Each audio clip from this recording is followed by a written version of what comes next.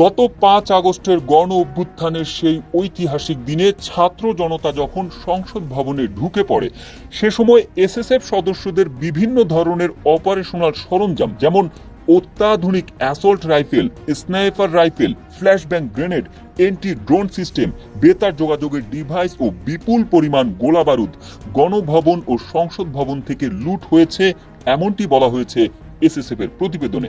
সেদিন হাজার হাজার মানুষ যখন গণভবনে ঢুকে পড়ে, তখন এসএসএফ সদস্যরা দ্রুত নিজেদের অস্ত্র ও পোশাক খুলে সংসদ ভবনের ভোল্টে রেখে সাধারণ পোশাকে আন্দোলনকারীদের সঙ্গে মিশে প্রাণ রক্ষা করেন। আর এই সব করার জন্য তারা সময় পেয়েছিলেন মাত্র ৫ মিনিট।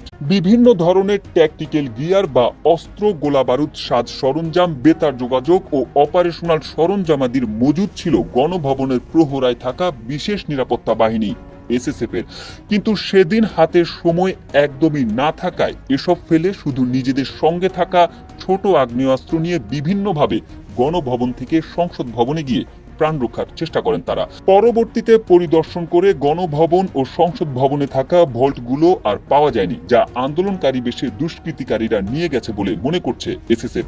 এসএসএফ এর প্রতিবেদনে দেখা যায়, গণভবনে এসএসএফ এর স্থাপিত অপারেশন রুমে অস্ত্র ও গোলাবারুদ রাখার জন্য দুটি অত্যাধুনিক ভোল্ট স্থায়ীভাবে স্থাপন করা হয়েছিল, যার প্রতিটির ওজন ১০০ কেজি।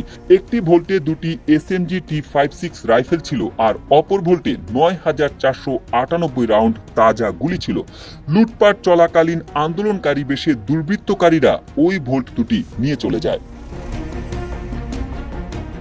ছাত্র জনতার অভ্যুত্থানে এসএসএফ এর অস্ত্র, গোলাবারুদ, অপারেশনাল সরঞ্জামাদি ও বিবিধ দ্রব্যাদির ক্ষয়ক্ষতি নিরূপণ করতে সংস্থাটি ৩টি তদন্ত পর্ষদ গঠন করে। এসব পর্ষদ ইতোমধ্যে গণভবন ও সংসদ ভবন সরেজমিনে পরিদর্শন করে বিভিন্ন অস্ত্র, সরঞ্জাম ও দ্রব্যাদি ইস্যু সংখ্যার সঙ্গে বর্তমান সংখ্যা যাচাই করছে। ৫ আগস্টের ঘটনাবলীর বিবরণ দিয়ে প্রতিবেদনে বলা হয়েছে, ছাত্র জনতা সহ আন্দোলনকারীরা গণভবনের গেট ভেঙে ও সীমানা প্রাচীর টপকে ভেতরে প্রবেশ করতে থাকলে দায়িত্বরত ৬ জন এসএসএফ সদস্য গণভবন থেকে বের হওয়ার জন্য মাত্র ৫ মিনিট সময় পান। এই অল্প সময়ের কারণে তারা নিজস্ব অস্ত্র, গোলাবারুদ ও বেতার সরঞ্জামাদি ও অপারেশন সরঞ্জামাদি রেখেই পাশের সংসদ ভবনে যান।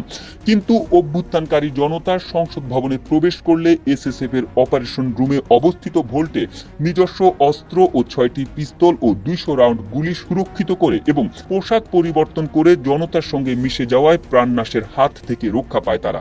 পরবর্তীতে সংসদ ভবন পরিদর্শনকালে উক্ত ভোল্টটি পাওয়া যায়নি বিধায় উক্ত অস্ত্র ও গোলাবারুদ আন্দোলনকারী বেশে দুষ্কৃতিকারীরা নিয়ে গেছে বলে প্রতীয়মান হয়। এছাড়া গণভবনের ছাদে দুটি এন্টি ড্রোন গান এবং একটি এন্টি ড্রোন সিস্টেম মোতায়েন করা ছিল। অভ্যুত্থানকারীরা গণভবনে ঢুকে পড়লে সময় স্বল্পতার কারণে এসএসএফ এর সদস্যরা এগুলো খুলে সরাতে পারেননি, যা দুষ্কৃতিকারীরা নিয়ে গেছে বলে প্রতিবেদনে উল্লেখ করা হয়েছে। রাষ্ট্রপতি, প্রধানমন্ত্রী বা প্রধান উপদেষ্টা ও সরকার ঘোষিত অন্যান্য অতি গুরুত্বপূর্ণ ব্যক্তিদের নিরাপত্তা নিশ্চিত করতে এসএসএফ অত্যাধুনিক অস্ত্র, গোলাবারুদ, অত্যাধুনিক যানবাহন, অপারেশনাল ও যোগাযোগ সরঞ্জামাদি ব্যবহার করে থাকেন। এগুলো মূলত ভিআইপিদের বাসভবন, কার্যালয় ও অন্যান্য স্থানে সুরক্ষিত অবস্থায় রাখা হয়।